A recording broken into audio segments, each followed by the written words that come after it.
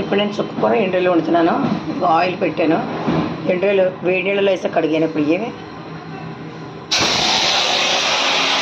అలా ఎండ్రలు బాగా వేగాలి.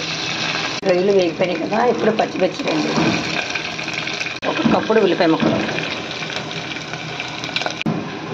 ఒక స్పూన్ సాల్ట్, ఉల్లిపాయలు గమ్మని మగ్గిపోవడానికి.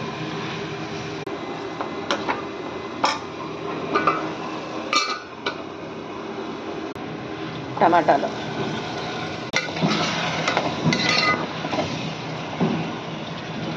కొద్దిగా చారు పెట్టాను. ఎందుకంటే చుక్క కూర టమాటా వండితే పుల్లపుల్లగా ఉంటుంది కదా, రసం ఎవరో వేసుకోరు. మా ఆయన మాత్రం రసం ఉండాలి డైలీ, అందుకని చారు పెట్టాను. కొద్దిగా పసుపు కొంచెం పసుపు ఎక్కువ వేసుకోవాలి, ఎందుకంటే ఎండు రొయ్యలు వేసాను కదా. ఉల్లిపాయ పెట్టి కారం ఎక్కువ పడద్ది.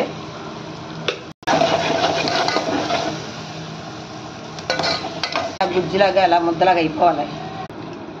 నీళ్ళు పోయకూడదు అందులో. ఆ టమాటా మగ్గిన వెంటనే గోంగూర చుక్కకూర వేసుకోవాలి. చుక్కకూర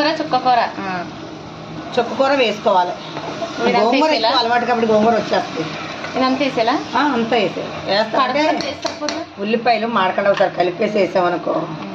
నీళ్ళు మాత్రం ఎట్టి పరిస్థితులు వేయకండి, ఎందుకంటే చుక్కకూరలోంచి బోళ్ళని నీళ్ళు వస్తాయి మనకి. అందుకని అసలు ఎట్టి పరిస్థితులు నీళ్ళు పోయకండి. పోయిద్దని చెప్పాను చూసావా, ఇలా ఇన్ని నీళ్ళు వస్తాయి ఇందులోంచి. నీళ్ళు వేసినట్టు ఉంటుంది చుక్కకూర మొత్తం నీరు అంతా, అందుకని ఉతికడానికి సరిపోద్ది మొత్తానికి. అసలు ఒక్క చుక్క కూడా పోయకూడదు, చప్పగా అయిపోద్ది కూర. పైకి వెళ్ళిపోయింది కదా.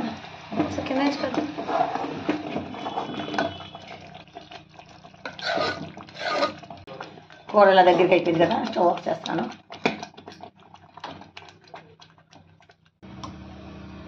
చుక్క కూర ఎండు రొయ్యలు curry ready. Like, share, subscribe. నమస్తే.